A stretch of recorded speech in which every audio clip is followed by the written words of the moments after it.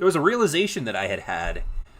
343 has now had Halo as a franchise for as long as Bungie had.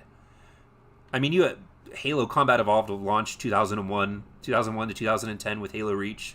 And now from 2010 to 2020 holiday season, now they've technically maybe even had it a little bit longer. They have not produced the amount of games, they have not produced the amount of quality with Halo that Bungie did in that same amount of time.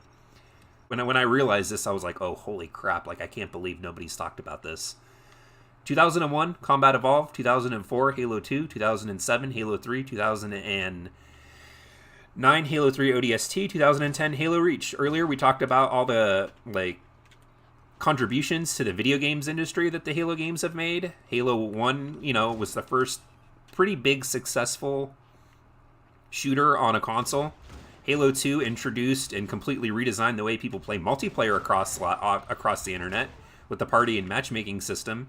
Halo 3 added in the theater mode, which recorded everything that you did and gave you the options to clip it and send clips to your friends.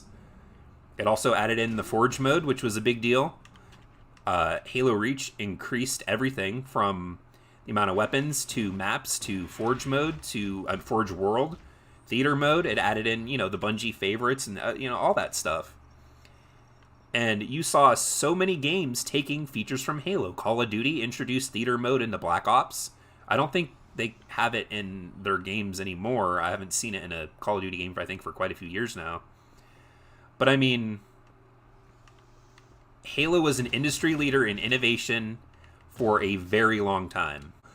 But with Halo, they've released 2 games, one game that was a COD clone, and one game that split the multiplayer community essentially in half for the features that it has. They've not added anything to the industry in terms of new features for games or new things that have never been seen before. This is something that's important. Like, this goes to tell you, or goes to just show you, that the studio has not been managed well. There were reports, if you go to Glassdoor, you go on there and it's got job reviews. It tells you people's experiences. And there are like 3 or 4 really damning reviews for 343 on there saying that essentially you just go to work there to get it on your resume so that you can then go work at a different studio. That the guy that runs the entire Xbox division would say that he has faith in Bonnie Ross. Just, it blows my mind, and it makes me sick to my stomach thinking about it. Honestly, it does.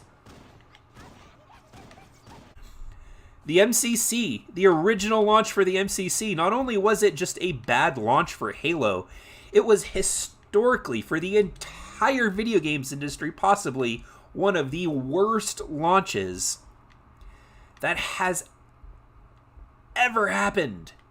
Like, if you go and watch other, like, older interviews with them and they talk about, well, we tested the game internally and it seemed like it worked just fine.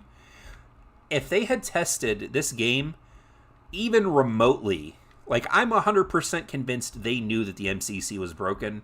I don't think maybe they knew that it was broken as bad as it was, but they knew 100% that the game didn't work. Like, honestly, after Halo Infinite launches, they need to go into 343, Microsoft, like HR or some kind of evaluation department.